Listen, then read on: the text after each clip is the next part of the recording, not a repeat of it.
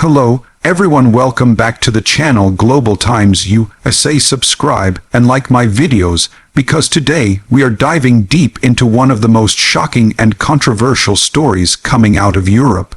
The news of a drone strike in Moscow, where Ukraine allegedly targeted towers valued at over $1.2 billion, has sent shockwaves through international media, politics, and security circles.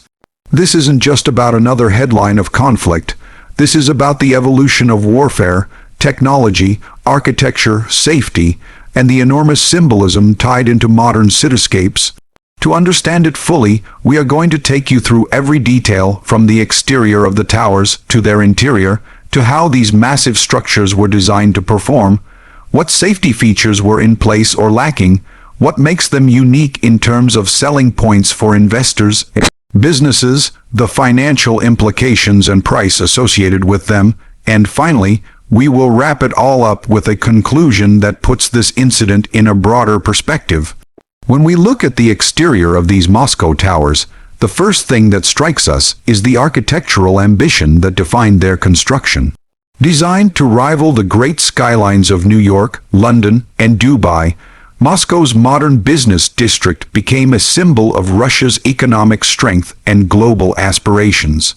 The facades were sleek, built from high-strength glass and steel, towering into the skies with cutting-edge designs that reflected not just functionality but prestige. They were meant to be shining examples of modernity, sending a message of progress, wealth, and national pride. However, this exterior beauty also came with vulnerability. Glass-heavy exteriors, while stunning, are often susceptible to damage when targeted by modern drone technology, which uses precision strikes to shatter symbolic as well as structural targets. The contrast of futuristic architecture and sudden violent damage highlights the fragility of even the most impressive urban achievements. Moving to the interior, we discover a different story altogether. The inside of these towers was designed not only as workspace but also as lifestyle space. The interiors were vast, open, and filled with modern luxury. Walking through the lobby, one would find marble floors, imported wood finishes, chandeliers, and advanced lighting systems designed to make every tenant feel like they were stepping into a world of global business excellence. Office floors were equipped with modular setups, allowing multinational companies to operate with maximum efficiency. Interiors offered not only open-plan offices, but also private executive suites, boardrooms with panoramic views of the Moscow skyline, and integrated IT systems that provided high-speed connectivity. Amenities went far beyond the standard. Fitness centers, conference halls, upscale restaurants, and lounges were all included within the towers. There were even entertainment spaces for networking and social functions, blending work and lifestyle into one seamless experience. What made the interior especially remarkable was its ability to project an image of stability and prosperity, a perfect setting for foreign investments and business expansions. Yet, this was exactly what made the damage inflicted by drones so impactful. When you imagine an interior carefully curated to represent confidence and global stature suddenly disrupted by strikes, you realize how warfare today doesn't just attack physical structures, but also psychological and symbolic spaces. The sheer size of the interiors, filled with expensive fixtures, furniture, and technology, means that even minimal physical damage can translate into immense financial loss and long-term disruption for tenants and business operations. In terms of performance, the towers were engineered to be more than just aesthetic landmarks. They were built to house thousands of employees, handle large-scale corporate operations, and function as a central hub for business in Moscow. From the perspective of structural engineering, these towers were designed to withstand natural elements such as wind, snow, and temperature fluctuations typical of Russian climates. The elevators were high-speed, designed to move people quickly between floors, while the HVAC systems were modern and energy-efficient, maintaining comfortable environments throughout the year. Performance also extended to sustainability, with some towers boasting energy-saving designs, intelligent building management systems, and advanced fire safety technologies.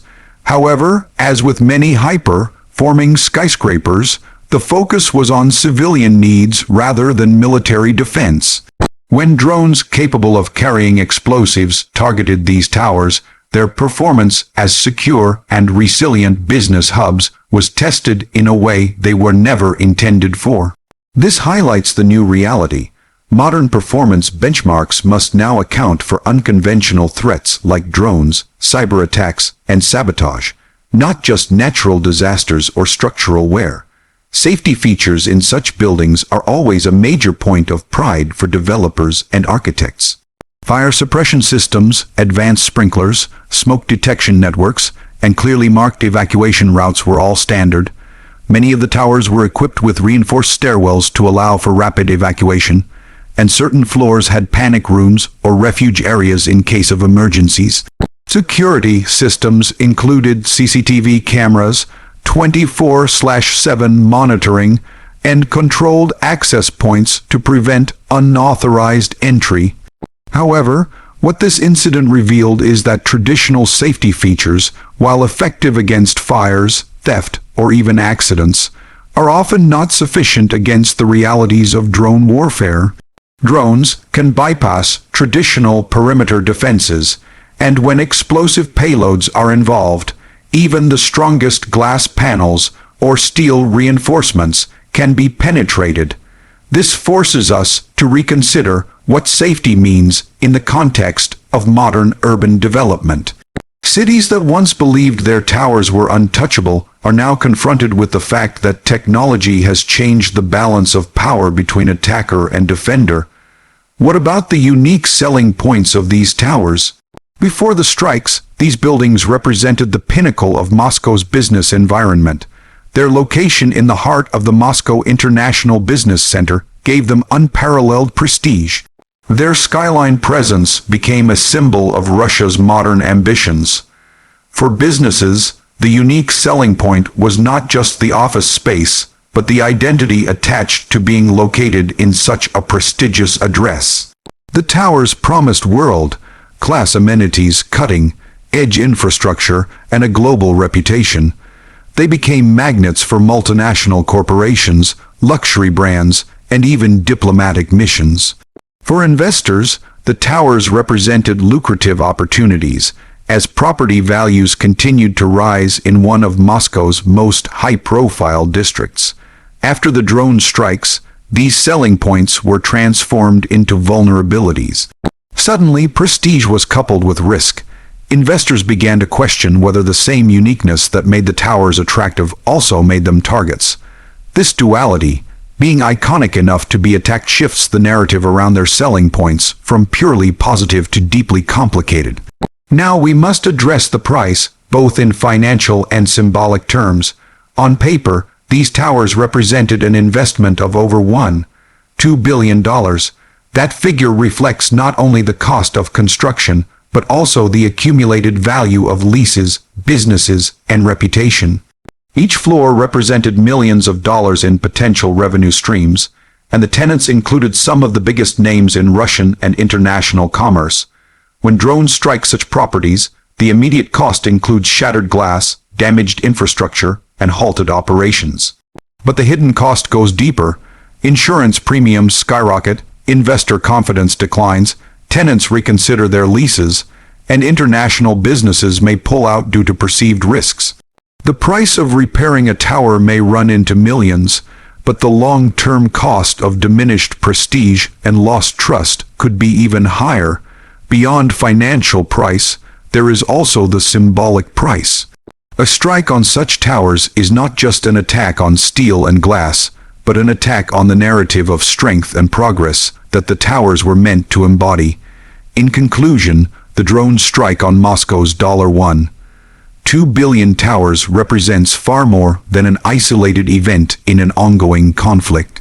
It symbolizes the changing nature of warfare, where technology allows relatively inexpensive weapons to damage enormously expensive infrastructure. It also exposes the vulnerabilities of modern cities, where skyscrapers built to showcase wealth and power become targets precisely because of what they represent. For the international community, it raises questions about the future of urban safety, the security of investments, and the resilience of architectural marvels in times of geopolitical tension. For Russia, it represents both a financial setback and a blow to national pride. For Ukraine, it demonstrates a capability to reach into the symbolic heart of its adversary. And for all of us watching, it underscores the reality that in today's world, no matter how advanced or expensive, no tower, no city, and no symbol is beyond the reach of modern conflict. As we continue to cover these events, we remind you again to subscribe and like our videos here at Global Times USA, because staying informed in this rapidly changing world has never been more important.